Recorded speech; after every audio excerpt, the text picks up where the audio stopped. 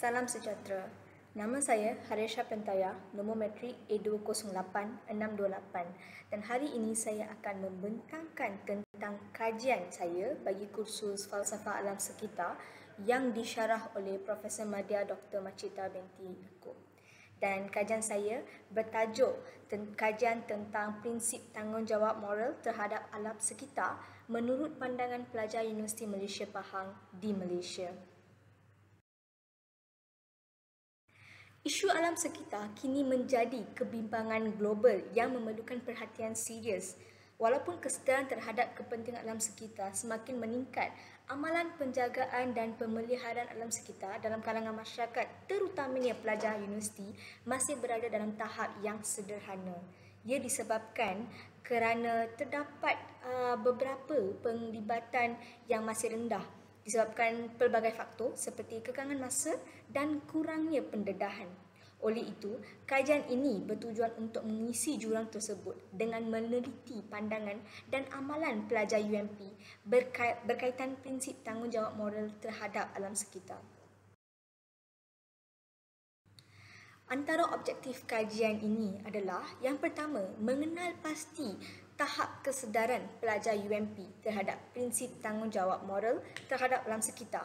Yang kedua, meneliti faktor-faktor yang mempengaruhi pandangan pelajar UMP terhadap tanggungjawab moral terhadap alam sekitar. Dan yang ketiga, mencadangkan langkah-langkah yang sesuai bagi meningkatkan kesedaran moral pelajar terhadap penjagaan alam sekitar. Dan soalan bagi kajian ini adalah yang pertama, apakah tahap kesedaran pelajar UMP terhadap prinsip tanggungjawab moral terhadap alam sekitar? Yang kedua, apakah faktor-faktor yang mempengaruhi pandangan pelajar UMP terhadap tanggungjawab moral terhadap alam sekitar? Dan yang ketiga, apakah langkah yang sesuai bagi meningkatkan kesedaran moral pelajar terhadap penjagaan alam sekitar?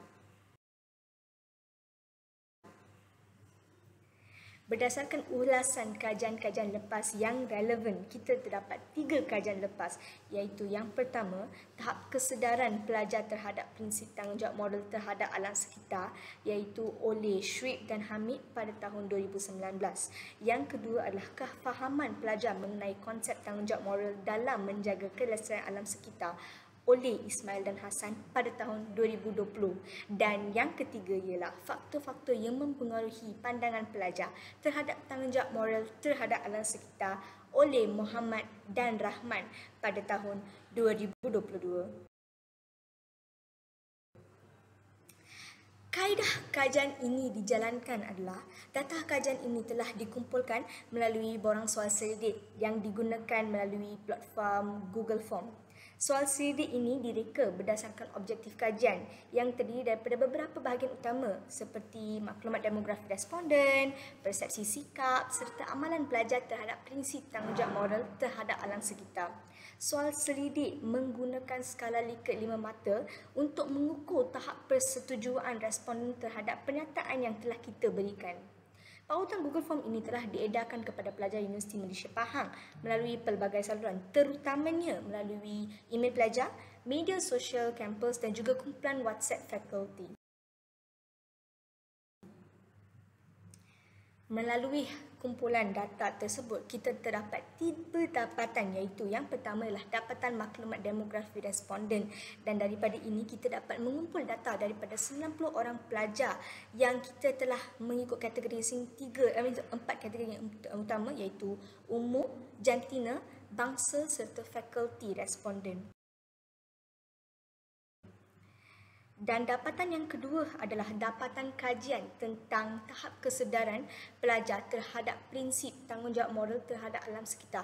Dan melalui dapatan ini kita mendapat tahu bahawa kebanyakan pelajar dapat mengenal pasti dan mendapatkan jawapan yang betul melalui kuis, iaitu kita sediakan 10 soalan dan mereka telah berjaya mendapat 10 markah untuk kuis tersebut, iaitu 68 orang telah menerima kesemuanya betul. Dan untuk dapatan Yang ketiga kajian iaitu dapatan kajian tentang pendapat pelajar mengenai langkah-langkah bagi meningkatkan kesedaran moral pelajar terhadap penjagaan alam sekitar. Kita telah menggunakan skala Likert 5 mata untuk ini, dan melalui dapatan kajian ini kita dapat mendapat tahu bahawa terdapat 3 cadangan langkah yang amat berkesan daripada pendapat pihak pelajar, iaitu subjek wajib etika alam sekitar. Yang kedua ialah kelab hijau di fakulti, dan yang ketiga adalah mengadakan bengkel gaya hidup lestari.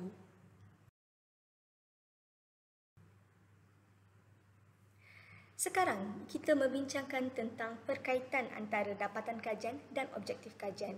Untuk ketiga-tiga objektif kajian kita, iaitu yang pertama adalah mengenal pasti tahap kesedaran pelajar UMP terhadap prinsip tanggungjawab moral terhadap alam sekitar, dan melalui ini perkaitan dapatan kajian iaitu sebanyak majoriti pelajar iaitu 90% pelajar telah mendapat jawab soalan dengan betul, dan ia menunjukkan bahawa kebanyakan pelajar menunjukkan pemahaman yang kukuh tentang isu alam sekitar.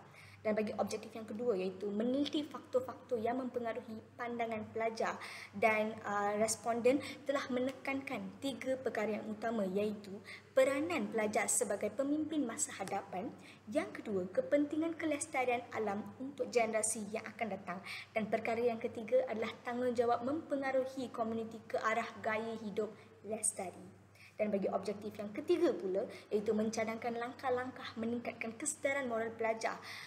Semua 10 cadangan telah mendapat sokongan yang tinggi daripada semua responden, tetapi terdapat beberapa cadangan yang dianggap sebagai paling berkesan oleh para responden, iaitu ceramah berkala, subjek wajib etika alam sekitar, program gotong royong, dan juga kemudahan kita semula. Semua responden telah menunjukkan sikap terbuka dan bersedia menerima pelbagai pendekatan moral terhadap alam sekitar. Sekarang kita membincangkan tentang implikasi kajian dari segi teori, praktikal dan dasar.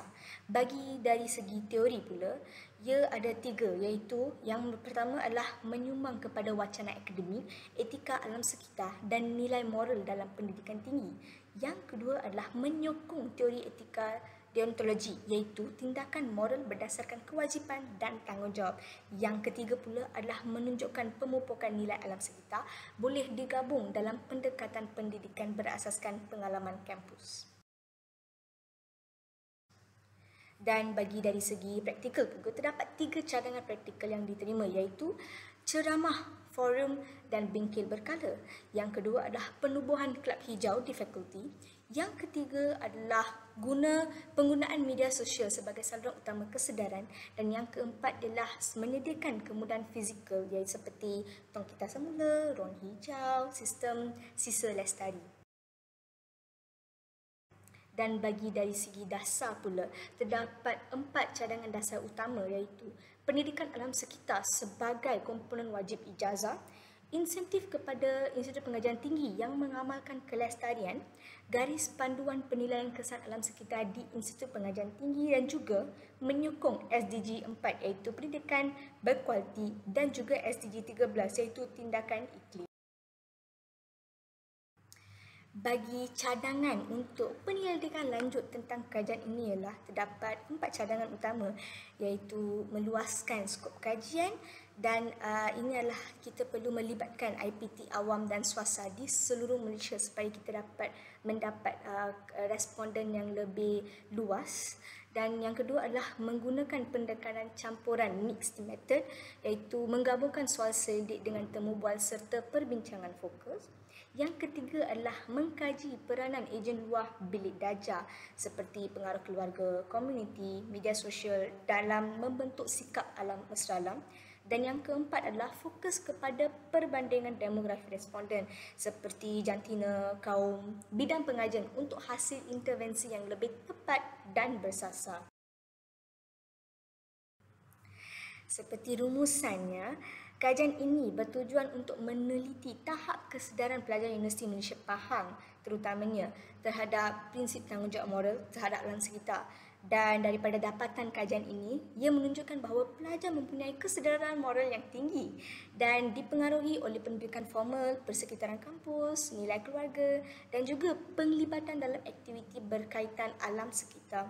Secara keseluruhannya, kajian ini mengesahkan bahawa pelajar institusi pengajian tinggi seperti Universiti Malaysia Pahang berpotensi membesar menjadi ejen perubahan dalam usaha melestarikan alam sekitar selaras dengan matlamat pembangunan mampan negara kita. Itu sahaja bagi perbincangan dan pembentangan kajian saya. Sekian, terima kasih.